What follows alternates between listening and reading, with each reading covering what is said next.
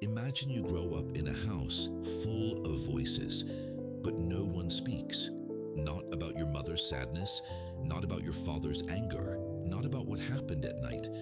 There is cooking, laughing, functioning, but no one says what is missing. The silence is not an accident. It is part of the system. In every fourth family in Germany, mental illness is never spoken about openly. Children feel the cracks, but hear only the phrases, "Everything's okay, it's not a big deal, it will get better." But they feel it won't. Because what is not said does not disappear.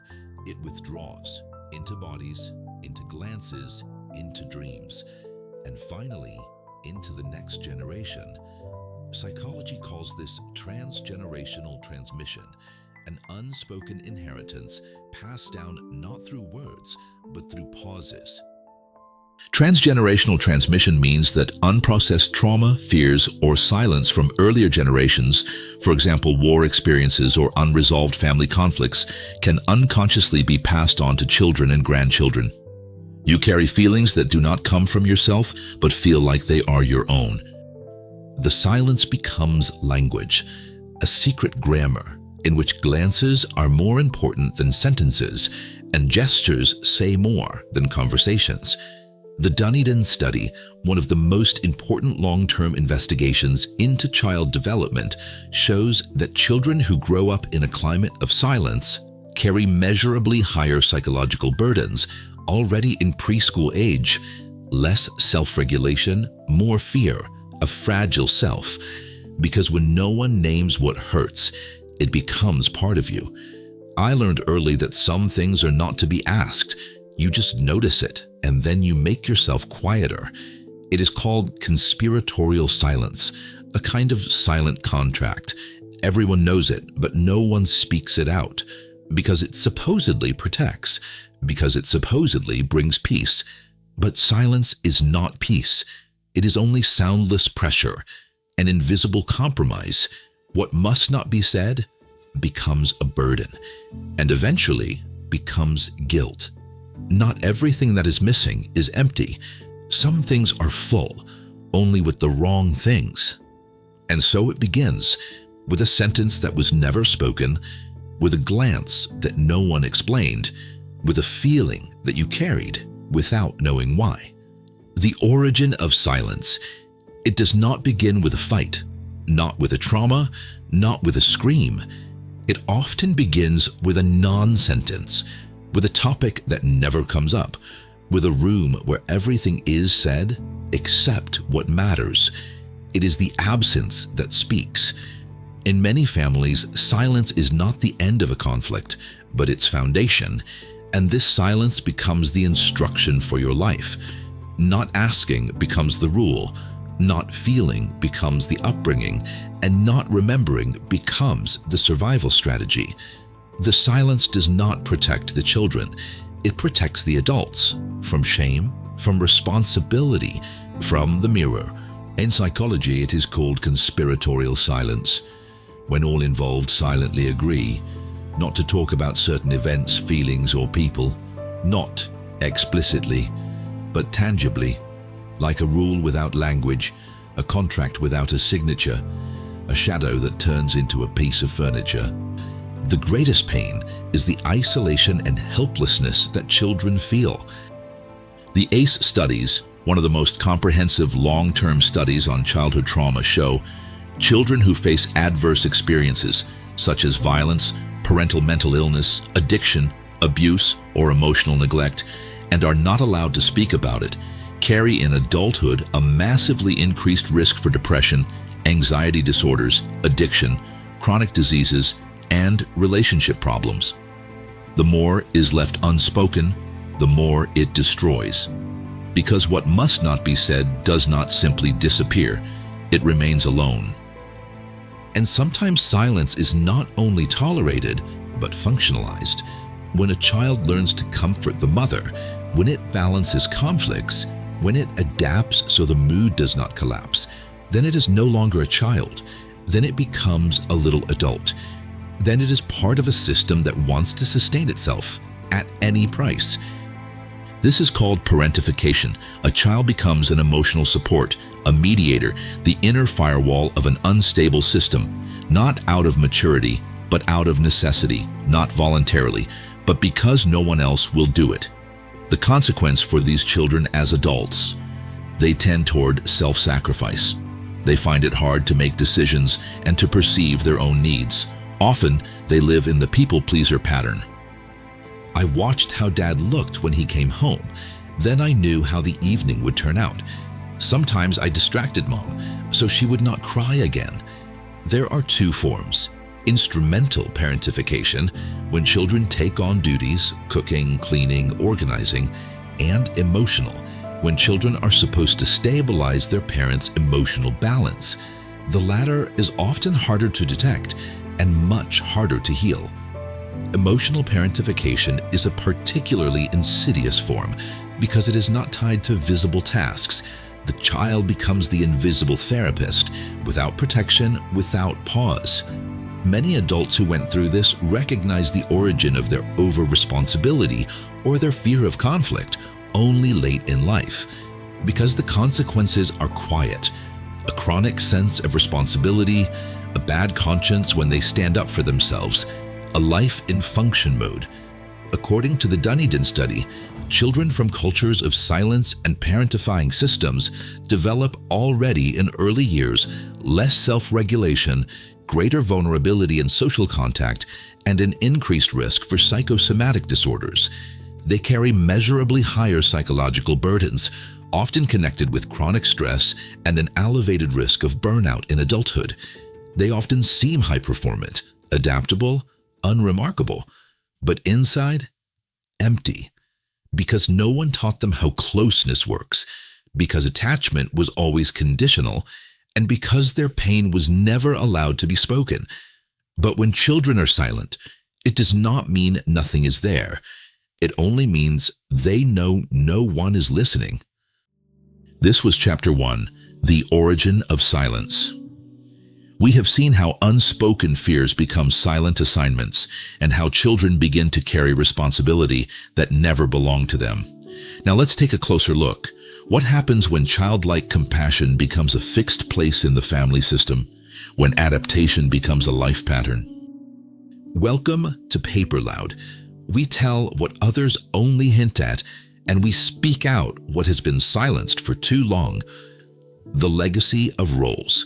When silence becomes the foundation of a family, someone has to fill the gaps, not with words, but with behavior. Who is allowed to be sad? Who has to function? Who keeps the peace? These are the unwritten laws everyone knows. In such systems, roles emerge, not spoken, but clearly assigned. The strong one, the clown, the invisible one, the scapegoat. Each family member takes a place, not because it fits, but because it is needed. And maybe you know one of these situations all too well. These roles provide orientation, but not freedom, because they are not based on identity, but on compensation. They shape you, but they are not you. Children who learned early that their feelings are a disturbance develop highly sensitive antennas. They scan every mood, adapt before anything tips, and wear masks that were never made for them. That is why you may be a master of adaptation, but a stranger in the very house of your own being. In systemic family therapy, this is called systemic homeostasis. The family system tries to maintain an unstable balance and unconsciously uses the children as well to balance emotional tensions. The more dysfunctional the adults act, the more the child becomes part of the repair mechanism, and the more stable the child appears, the less anyone asks how they are really doing. A tragic cycle that becomes a trap. Attachment research shows children who grow up in emotionally unstable environments develop insecure or ambivalent attachment patterns more often. They doubt their worth or make it dependent on the state of others. Later in life, this shows up in partnerships, in work, in friendships. A constant pressure to react correctly, a discomfort in calm, a guilty conscience when practicing self-care. You yourself become a people pleaser who treats their own wishes as secondary. Because if you learned that your worth lies in your usefulness, then who are you when you are simply there? This inner emptiness, this painful realization, that is the legacy. The silent assignment. Not everything that is said is true, and not everything that is left unsaid is forgotten. Some messages never come as words. They come as a look, as silence after the third glass of wine, as a topic that never comes up, although it concerns everyone. That is the unwritten curriculum of your childhood. In many families, there are silent assignments. Don't cause trouble. Don't disappoint us. Don't talk about what happened in our family. They are not explicit sentences. They are unspoken expectations, burned in through repetition, reinforced by what is missing. Affection, protection, safety. These implicit norms and hidden loyalty conflicts bind you to an invisible promise. Psychologists call this implicit norms and hidden loyalty conflicts. The child is not openly forced, but silently obligated. Whoever speaks breaks the pact. Whoever distances themselves becomes guilty. Whoever questions themselves challenges the entire system. The bond to the family remains, even when it hurts, especially when it hurts, because the fear of hurting the parents is often stronger than one's own pain. The bond to the family remains, even when it hurts, especially when it hurts, because the fear of hurting the parents is often stronger than one's own pain. Why is it often so hard for us to let go? Because social narratives like blood is thicker than water sit deep within us and make separation feel like betrayal. This loyalty is treacherous. It works invisibly, but it shapes decisions, relationships, entire life paths. In multi-generational psychology, this is described as delegation. One generation passes on its unfinished issues. The next takes them on, usually without knowing what it is carrying. It is a burden you carry unconsciously, often in service of an unseen family guilt. Feelings of guilt do not arise because someone did something wrong, but because someone failed to do something, to break free. The price, a life in the shadow of unfulfilled expectations. And so a childhood without words becomes an adulthood without a voice. You function, you help, you adapt, but you don't know why it's so hard to simply be yourself. Maybe you learn to fit in everywhere except into yourself. The decision. There comes a point in life when you can no longer wait for someone to ask you how you are, a moment of deep, often painful realization, because you know that the question will never come, not from your parents, not from your siblings, maybe not even from yourself, and it is exactly there that responsibility begins, not for what has happened, but for what you will make of it. There is no justice for what you had to keep silent about, for the role you had to play, for the years in which you forgot yourself. But you still have the power to decide. What happens now? But there is one decision. Keep silent or speak.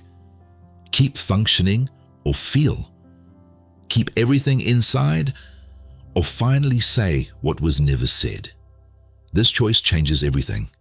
Research on emotional expressivity shows clearly people who learn to express their feelings not only have a stronger sense of self-worth, but also a significantly lower vulnerability to depressive episodes, anxiety disorders, and psychosomatic issues.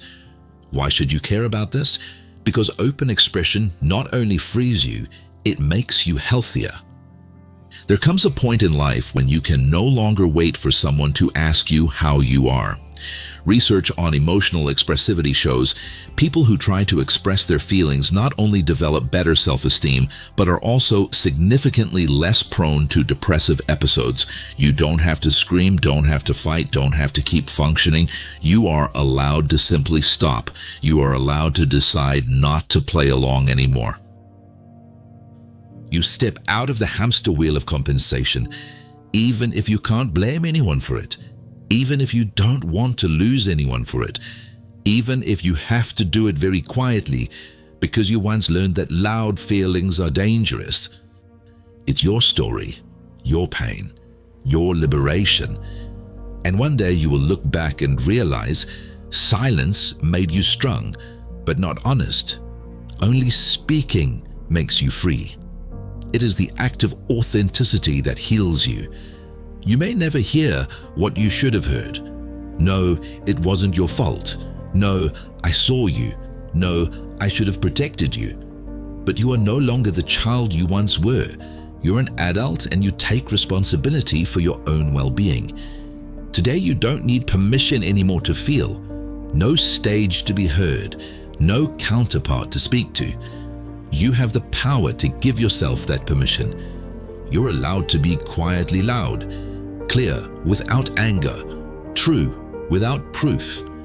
You're allowed to feel. You're allowed to say no. You're allowed to set yourself free. It is time to break the cycle of silence.